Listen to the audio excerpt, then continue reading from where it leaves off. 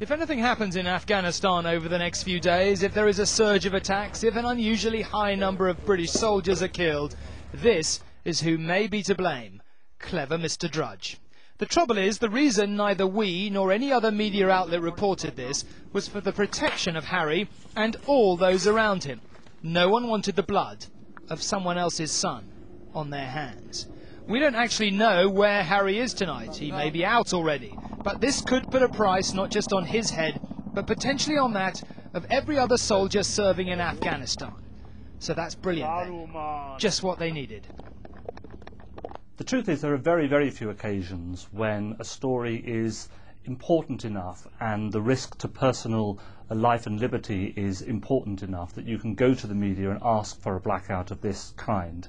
And normally you can't make it stick for very long. So I am surprised that this has stuck for as long as it has. Now you might say, isn't the royal family at fault for putting everyone through this? Well, maybe, but they traditionally stand at the head of the armed forces, and it is a link that matters to thousands of men and women who serve.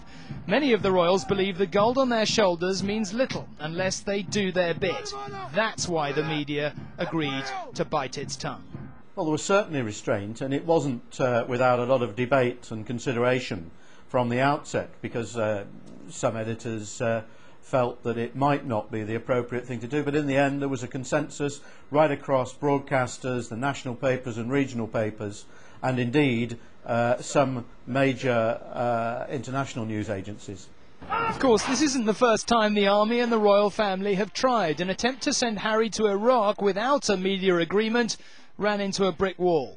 There have been a number of specific threats, some reported, some not reported, which relate directly to Prince Harry as an individual. These threats expose not only him, but also those around him to a degree of risk that I now deem unacceptable.